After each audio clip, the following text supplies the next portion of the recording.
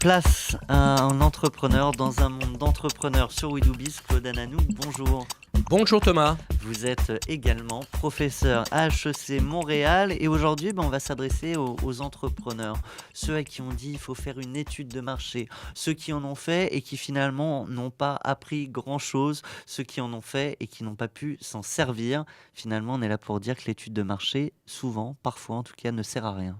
Alors pour moi, effectivement, c'est un autre paradigme de l'entrepreneuriat, ces fameuses études de marché. Comme si on allait étudier un marché qui existe et qu'on allait en prendre une part, un pourcentage. Or, tout ça est faux. Pourquoi c'est faux ? Parce que entreprendre, ce n'est pas prendre une part d'un marché existant, c'est si vous apportez quelque chose d'un peu nouveau, que vous avez bien analysé le fameux besoin dont on a parlé dans les précédentes chroniques, c'est de dire, moi je vais en fait le créer mon marché. Il n'existe pas.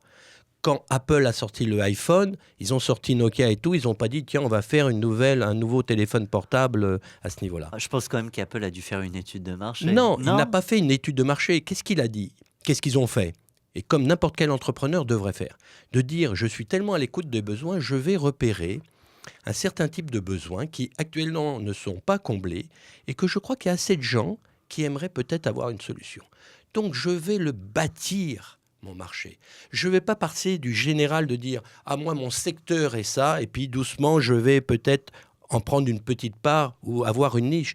Je crée ma niche. Je fais des liens entre des gens qui, en soi, n'étaient pas un marché déjà existant. Et je vais créer, moi, entre ces gens-là, une certaine solution à leurs besoins et de créer ce marché-là. Or, tout ce qui se fait est dans cette optique-là, de dire « Je pars de la base, de l'individu ». Et j'aime donner un exemple, chaque iPhone est unique au monde. Ça a été ça la force de Apple. Quand ils ont sorti le iPhone, ils n'ont pas dit voilà le modèle, puis nous on a fait un modèle spécialisé pour les entrepreneurs, pour les scies, pour les boulangers.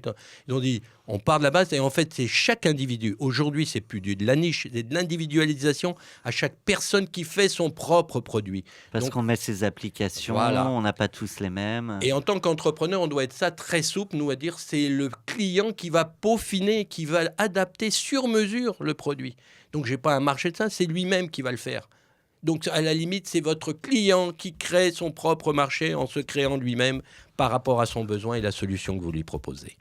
Eh bien, vous nous proposez chaque semaine de très beaux sujets, de belles réflexions, en tout cas pour nos vies d'entrepreneurs. Claude Ananou, merci et à très vite.